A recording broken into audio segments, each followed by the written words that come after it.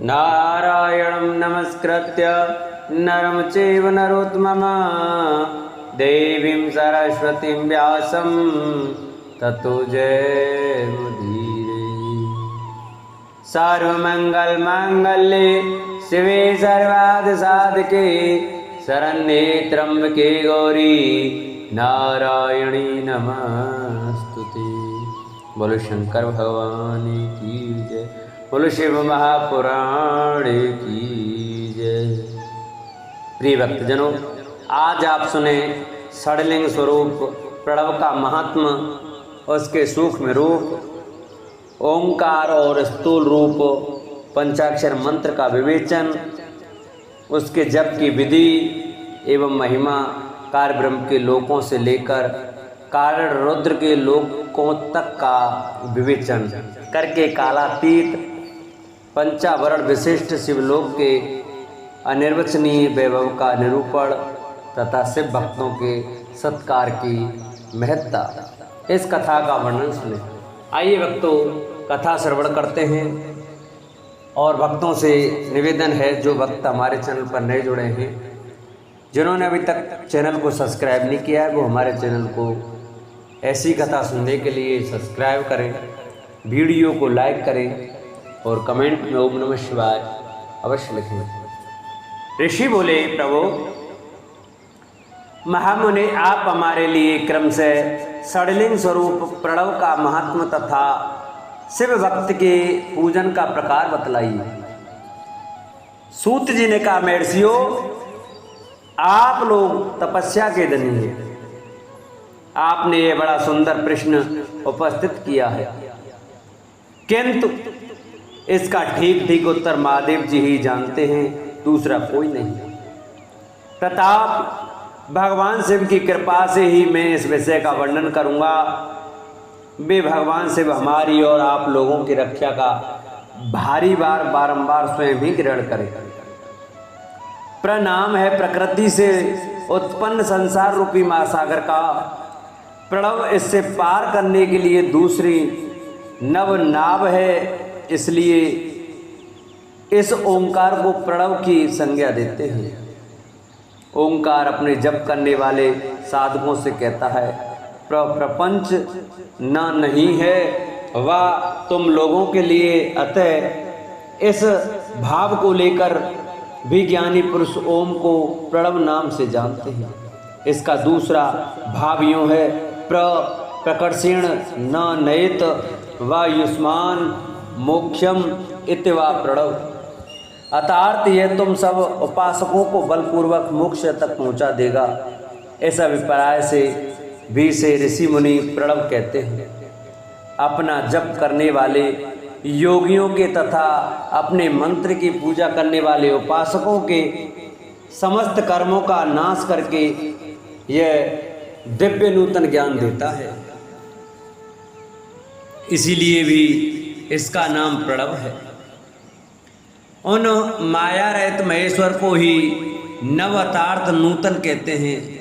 वे परमात्मा प्रकटी रूप से नवतार्थ शुद्ध स्वरूप हैं, इसलिए प्रणव कहलाते हैं। प्रणव साधक को नवतार्थ नवीन शिव स्वरूप कर देता है, इसलिए भी विद्वान पुरुष उसे प्रणव के नाम से जानते हैं। अथवा प्रकट रूप से नव दिव्य परमात्मा ज्ञान प्रकट करता है, इसलिए वे प्रणव है। प्रणव के दो भेद बताए गए हैं, स्थूल और सूक्ष्म। एक अक्षर रूप जो ओम है उसे सूक्ष्म प्रणव जानना चाहिए, और नमः शिवाय इस 5 अक्षर वाले मंत्र को स्थूल प्रणव समझना चाहिए। जिसमें 5 अक्षर व्यक्त नहीं है वह सूक्ष्म है, और जिसमें 5 अक्षर सुस्पष्ट रूप से व्यक्त हैं वह स्थूल है। जीवन मुक्त पुरुष के लिए सूक्ष्म प्रणव के जप का विधान है, वही उसके लिए समस्त साधनों का सार है। यद्यपि जीवन मुक्त के लिए किसी साधन की आवश्यकता नहीं है, क्योंकि वह सिद्ध रूप है, तथापि दूसरों की दृष्टि में जब तक उसका शरीर रहता है तब तक उसके द्वारा प्रणव जप की सहजा साधना स्वतः होती रहती है। वह अपनी देह का विलय होने तक सूक्ष्म प्रणव मंत्र का जप और उसके अर्थभूत परमात्मा तत्व का अनुसंधान करता रहता है। जब शरीर नष्ट हो जाता है तब वह पूर्ण ब्रह्म स्वरूप शिव को प्राप्त कर लेता है। यह सुनिश्चित बात है। जो अर्थ का अनुसंधान न करके केवल मंत्र का जप करता है उसे निश्चय ही योग की प्राप्ति होती है। जिसने 36 करोड़ मंत्र का जप कर लिया हो उसे अवश्य योग प्राप्त हो जाता है। सूक्ष्म प्रणव के ही ह्रस्व और दीर्घ भेद से जो दो रूप जानने चाहिए, अकार उकार मकार बिंदु नाद शब्द काल और कला, इनसे युक्त जो प्रणव है उसे दीर्घ प्रणव कहते हैं। वह योनियों के ही हृदय में स्थित होता है। वह योगियों के ही हृदय में स्थित होता है। मकार पर्यंत जो ओम है वह अ उ म इन 3 तत्वों से युक्त है। इसी को ह्रस्व प्रणव कहते हैं। आ शिव है, ओ उ शक्ति है और मकार इन दोनों की एकता है। वह त्रितत्व रूप है। ऐसा समझकर ह्रस्व प्रणव का जप करना चाहिए। जो अपने समस्त पापों का क्षय करना चाहते हैं उनके लिए इस ह्रस्व प्रणव का जप अत्यंत आवश्यक है। पृथ्वी जल तेज वायु और आकाश, ये 5 भूत तथा शब्द स्पर्श आदि इनके 5 विषय, ये सब मिलकर 10 वस्तुएं मनुष्यों की कामना के विषय हैं। इनकी आशा मन में लेकर जो कर्मों के अनुष्ठान में संलग्न होते हैं वे 10 प्रकार के पुरुष प्रवृत्त अथवा प्रवृत्ति मार्ग कहलाते हैं। तथा जो निष्काम भाव से शास्त्रवेद कर्मों का अनुष्ठान करते हैं वे निवृत्त अथवा निवृत्ति मार्गी कहे गए हैं। प्रवृत्त पुरुषों को ह्रस्व प्रणव का ही जप करना चाहिए और निवृत्त पुरुषों को दीर्घ प्रणव का व्याहतियों तथा अन्य मंत्रों के आदि में इच्छानुसार शब्द और कला से युक्त प्रणव का उच्चारण करना चाहिए। वेद के आदि में और दोनों संध्याओं के उपासना के समय भी ओंकार का उच्चारण करना चाहिए। प्रणव का 9 करोड़ जप करने से मनुष्य शुद्ध हो जाता है। फिर 9 करोड़ का जप करने से वह पृथ्वी तत्व पर विजय पा लेता है। तत्पश्चात पुनः 9 करोड़ का जप करके वह जल तत्व को जीत लेता है। पुनः 9 करोड़ जप से अग्नि तत्व पर विजय पाता है। तदंतर फिर 9 करोड़ का जप करके वह वायु तत्व पर विजयी होता है। फिर 9 करोड़ के जप से आकाश को अपने अधिकार में कर लेता है। इसी प्रकार 9 करोड़ का जप करके वह क्रम से गंध रस रूप स्पर्श और शब्द पर विजय पाता है। इसके बाद फिर 9 करोड़ का जप करके अहंकार को भी जीत लेता है। इस तरह 108 करोड़ प्रणव का जप करके उत्कृष्ट बोध को प्राप्त हुआ पुरुष शुद्ध योग का लाभ करता है। शुद्ध योग से युक्त होने पर वह जीवन मुक्त हो जाता है, इसमें संशय नहीं है। सदा प्रणव का जप और प्रणव रूपी शिव का ध्यान करते करते समाधि में स्थित हुआ महायोगी पुरुष साक्षात शिव ही है, इसमें संशय नहीं है। पहले अपने शरीर में प्रणव के ऋषि छंद और देवता आदि का न्यास करके फिर जप आरंभ करना चाहिए। आकार आदि मात्र का वर्णों से युक्त प्रणव का अपने अंगों में न्यास करके मनुष्य ऋषि हो जाता है। मंत्रों के 10 विध संस्कार मात्र का न्यास तथा षड्दोषण आदि के साथ संपूर्ण न्यास फल उसे प्राप्त हो जाता है। प्रवृत्ति तथा प्रवृत्ति निवृत्ति से मिश्रित भाव वाले पुरुषों के लिए स्थूल प्रणव का जप ही अभिष्ट साधक होता है। क्रिया तप और जप के योग से शिव योग 3 प्रकार के होते हैं, जो क्रम से क्रिया योगी, तपो योगी और जप योगी कहलाते हैं। जो धन आदि वैभवों से पूजा सामग्री का संचय करके हाथ आदि अंगों से नमस्कार आदि क्रिया करते हुए इष्ट देव की पूजा में लगा रहता है, वह क्रिया योगी कहलाता है। पूजा में संलग्न रहकर जो परमित भोजन करता है, ब्रह्म इंद्रियों को जीतकर वश में किए रहता और मन को भी वश में करके परद्रोह आदि से दूर रहता है, वह तपो योगी कहलाता है। इन सभी सद्गुणों से युक्त होकर जो सदा शुद्ध भाव से रहता तथा समस्त काम आदि दोषों से रहित हो शांत चित्त से निरंतर जप किया करता है, उसे महात्मा पुरुष जप योगी मानते हैं। जो मनुष्य 16 प्रकार के उपचारों से शिव योगी महात्माओं की पूजा करता है, वह शुद्ध होकर सालोक्य आदि के क्रम में उत्तरोत्तर उत्कृष्ट मुक्ति को प्राप्त कर लेता है। द्विजो, अब मैं जप योग का वर्णन करता हूँ, तुम सब लोग ध्यान देकर सुनो। तपस्या करने वाले के लिए जप का उपदेश किया गया है, क्योंकि वह जप करते करते अपने आप को सर्वथा शुद्ध निष्पाप कर लेता है। ब्राह्मणों, पहले नम पद हो, उसके बाद चतुर्थी विभक्ति में शिव शब्द हो तो पंच तत्वात्मक नमः शिवाय मंत्र होता है। इसे शिव पंचाक्षर कहते हैं। यह स्थूल प्रणव रूप है। इस पंचाक्षर के जप से ही मनुष्य संपूर्ण सिद्धियों को प्राप्त कर लेता है। पंचाक्षर मंत्र में आदि में ओंकार लगाकर ही सदा उसका जप करना चाहिए। द्विजो, गुरु के मुख से पंचाक्षर मंत्र का उपदेश पाकर जहाँ सुख पूर्वक निवास किया जा सके, ऐसी उत्तम भूमि पर महीने के पूर्व पक्ष शुक्ल में प्रतिपदा से आरंभ करके कृष्ण जप पक्ष की चतुर्दशी तक निरंतर जप करता रहे। माघ और भादों के महीने अपना विशिष्ट महत्व रखते हैं। यह समय सब समयों से उत्तोत्तम माना गया है। साधक को चाहिए कि वे प्रतिदिन एक बार परिमित भोजन करे, मौन रहे, इंद्रियों को वश में रखे, अपने स्वामी एवं माता पिता की नित्य सेवा करे। इस नियम से रहकर जप करने वाला पुरुष एक सहस्त्र जप से ही शुद्ध हो जाता है, अन्यथा वह ऋणी होता है। भगवान शिव का निरंतर चिंतन करते हुए पंचाक्षर मंत्र का 5 लाख जप करे। जप काल में इस प्रकार ध्यान करे, कल्याणदाता भगवान शिव कमल के आसन पर विराजमान हैं। उनका मस्तक श्री गंगा जी तथा चंद्रमा की कला से सुशोभित है। उनकी बाईं जांघ पर आदि शक्ति भगवती उमा बैठी हैं। वहाँ खड़े हुए बड़े बड़े गण भगवान शिव की शोभा बढ़ा रहे हैं। महादेव जी अपने 4 हाथों में मृग मुद्रा, टंक तथा वर एवं अभय की मुद्राएं धारण किए हुए हैं।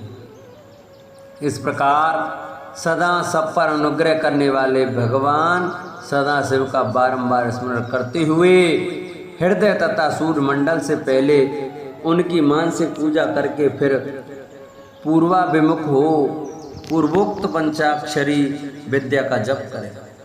उन दिनों साधक सदा शुद्ध कर्म ही करे और दुष्कर्म से बचा रहे। जप की समाप्ति के दिन कृष्ण पक्ष की चतुर्दशी को प्रातःकाल नित्य कर्म करके शुद्ध एवं सुंदर स्थान में शौच संतोष आदि नियमों से युक्त हो शुद्ध हृदय से पंचाक्षर मंत्र का 12 सहस्त्र जप कर तत्पश्चात 5 सपत्नीक ब्राह्मणों का जो श्रेष्ठ एवं शिव भक्तों वर्ण करे। इनके अतिरिक्त एक श्रेष्ठ आचार्य प्रवर का भी वर्ण करे और उसे साम्य सदाशिव का स्वरूप समझे। ईशान तत्पुरुष अघोर वामदेव तथा सगो जात इन 5 के प्रतीक स्वरूप 5 ही श्रेष्ठ और शिव भक्त ब्राह्मणों का वर्ण करने के पश्चात पूजन सामग्री को एकत्र करके भगवान शिव का पूजन आरंभ करें। विधि पूर्वक शिव की पूजा संपन्न करके होम आरंभ करें। अपने गृह सूत्र के अनुसार सुखांत कर्म करके यथार्थ परिसमूहन, उपलेपन, उल्लेखन, मृदोद्धरण और अभ्युक्षण इन पंचभू संस्कारों के पश्चात वेदी पर स्वाभिमुख अग्नि को स्थापित करके कुशकंडिका के अनंतर प्रज्वलित अग्नि में आज भागांत आहुति देकर प्रस्तुत होम का कार्य आरंभ करें। कपला गाय के घी से 11 101 अथवा 1001 आहुतियाँ स्वयं ही दे अथवा विद्वान पुरुषों से विभक्त ब्राह्मणों से 108 आहुतियाँ दिलाए। होम कर्म समाप्त होने पर गुरु को दक्षिणा के रूप में गाय और बैल देने चाहिए। ईशान आदि के प्रतीक रूप जिन 5 ब्राह्मणों का वर्ण किया गया हो उनको ईशान आदि का स्वरूप ही समझे तथा आचार को शंभ सदाशिव का स्वरूप माने। इसी भावना के साथ उन सबके चरण धोए और उनके चरणोदक से अपने मस्तक को सींचे। ऐसा करने से वह साधक अगणित तीर्थों में तत्काल स्नान करने का फल प्राप्त कर लेता है। उन ब्राह्मणों को भक्तिपूर्वक दशांश अन्न देना चाहिए। गुरु पत्नी को पराशक्ति मानकर उनका भी पूजन करे। ईशानादि क्रम से उन सभी ब्राह्मणों का उत्तम अन्न से पूजन करके अपने वैभव विस्तार के अनुसार रुद्राक्ष वस्त्र बड़ा और पुआ आदि अर्पित करे। तदंतर दिक्पाल आदि को बलि देकर ब्राह्मणों को भरपूर भोजन कराए। इसके बाद देवेश्वर शिव से प्रार्थना करके अपना जप समाप्त करे।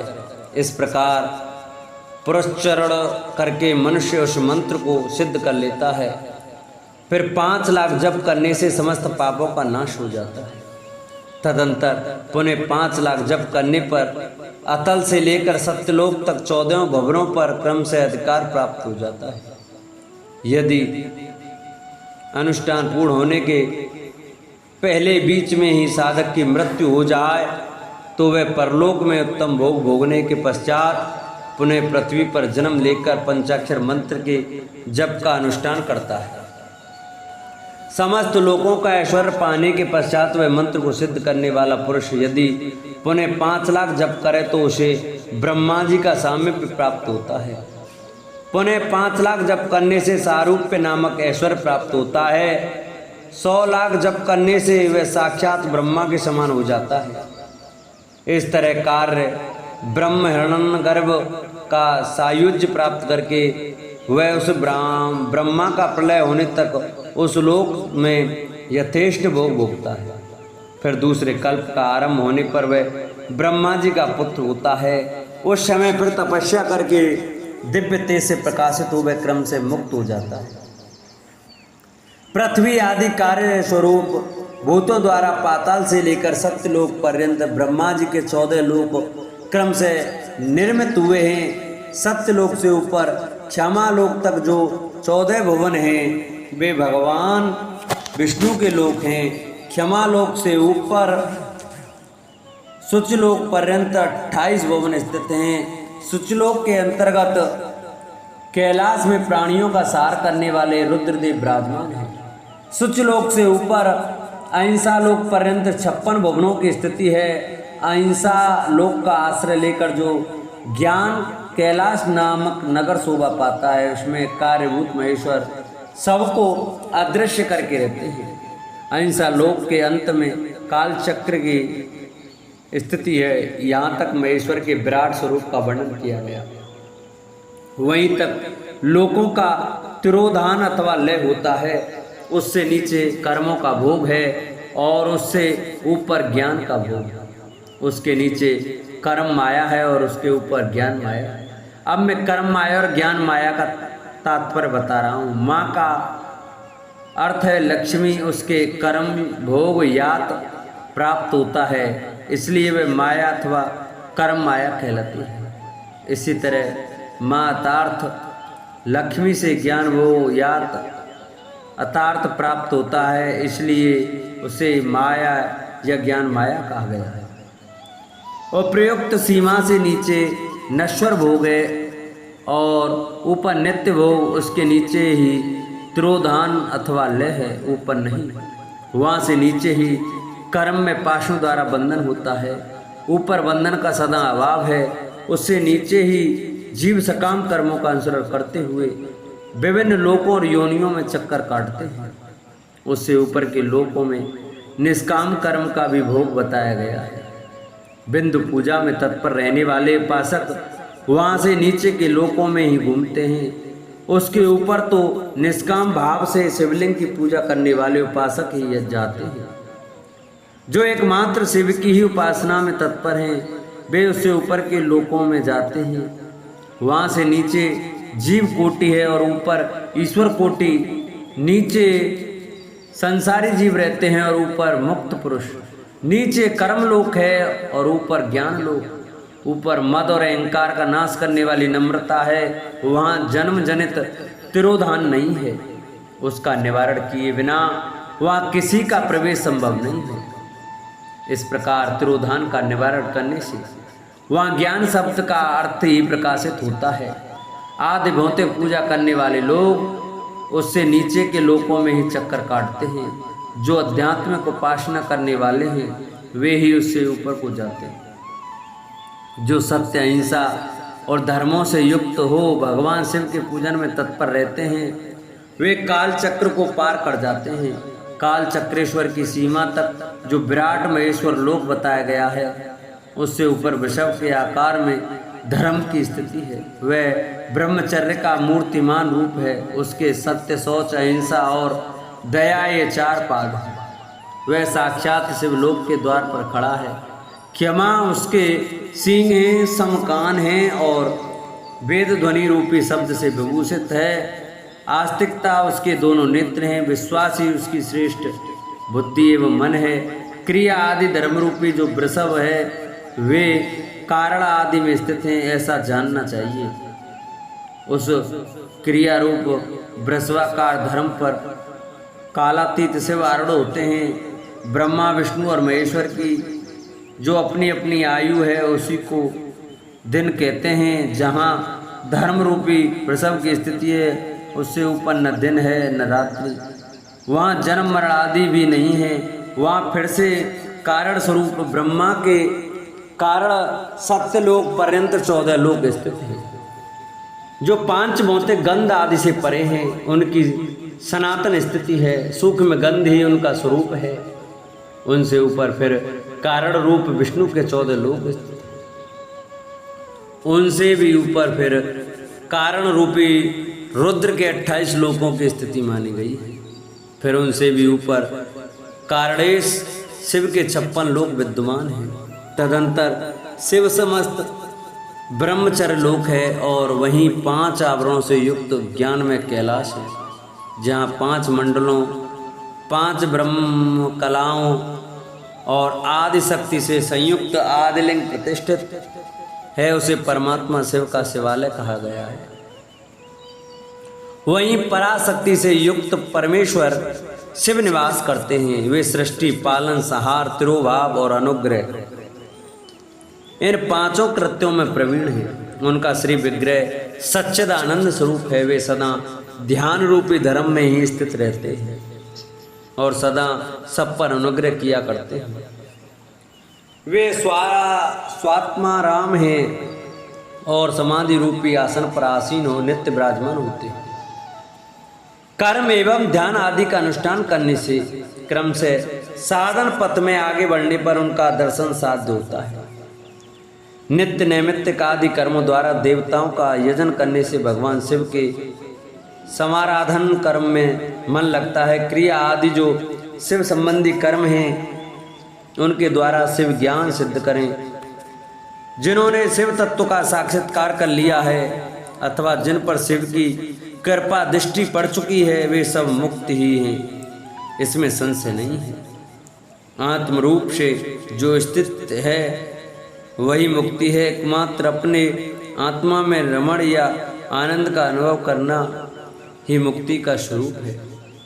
जो पुरुष की क्रिया, तप, जप, ज्ञान और ध्यान रूपी धर्मों में भली भांति स्थित हैं, वह शिव का साक्षात्कार करके स्वात्मा राम स्वरूप मोक्ष को भी प्राप्त कर लेता है। जैसे सूर्यदेव अपनी किरणों से अशुद्धि को दूर कर देते हैं, उसी प्रकार कृपा करने में कुशल भगवान शिव अपने भक्तों के अज्ञान को मिटा देते हैं। अज्ञान की निवृत्ति हो जाने पर शिव ज्ञान स्वतः प्रकट हो जाता है। शिव ज्ञान से अपना विशुद्ध स्वरूप आत्मा रामत्व प्राप्त होता है और आत्मा रामत्व की सम्यक सिद्धि हो जाने पर मनुष्य कृतकृत्य हो जाता है। इस तरह यहाँ जो कुछ बताया है वह पहले मुझे गुरु परंपरा से प्राप्त हुआ था। तत्पश्चात मैंने पुनः नंदीश्वर के मुख से इस विषय को सुना था। नंदी स्थान से परे जो स्वसंवेद्ध शिव वैभव है उनका अनुभव केवल भगवान शिव को ही है। साक्षात शिवलोक के उस वैभव का ज्ञान सबको शिव की कृपा से ही हो सकता है, अन्यथा नहीं। ऐसा आस्तिक पुरुष का कथन है। साधक को चाहिए कि वे 5 लाख जप करने के पश्चात भगवान शिव की प्रसन्नता के लिए महाअभिषेक एवं नैवेद्य निवेदन करके इसे भक्तों का पूजन करें। भक्त की पूजा से भगवान से बहुत प्रसन्न होते हैं।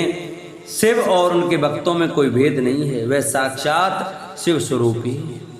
शिव स्वरूप मंत्र को धारण करके वह शिव ही हो गया रहता है। शिव भक्त का शरीर शिव रूप ही है, अतः उसकी सेवा में तत्पर रहना चाहिए।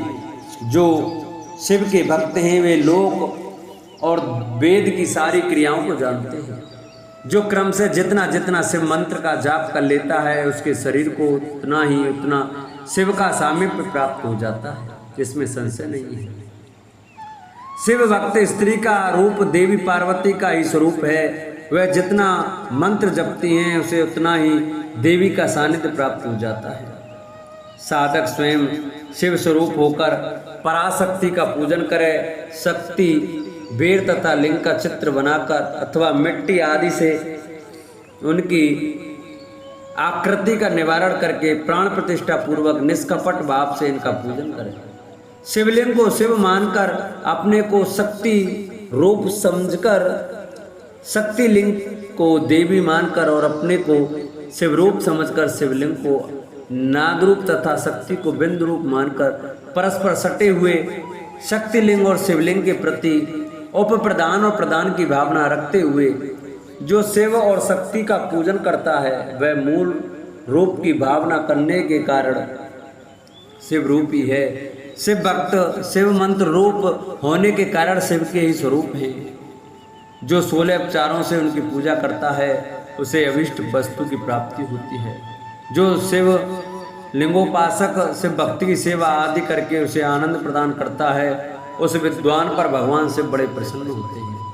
5, 10 या 100 सपत्नीक से भक्तों को बुलाकर भोजन आदि के द्वारा पत्नी सहित उनका सदैव समादर करे। धन में, देह में और मंत्र में शिव भावना रखते हुए उन्हें शिव और शक्ति का स्वरूप जानकर निष्कपट भाव से उनकी पूजा करे।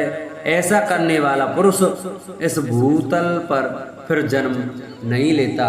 बोल शिव महापुराण की जय, बोल शंकर भगवान की जय। जिन भक्तों को हमारी ये शिव महापुराण की कथा अच्छी लगी हो वो हमारी वीडियो को ज़्यादा से ज़्यादा शेयर करें। जिन्होंने अभी तक चैनल को सब्सक्राइब नहीं किया वो चैनल को सब्सक्राइब करें, वीडियो को लाइक करें और कमेंट में ओम नमः शिवाय अवश्य लिखें। बोलो शंकर भगवान की जय।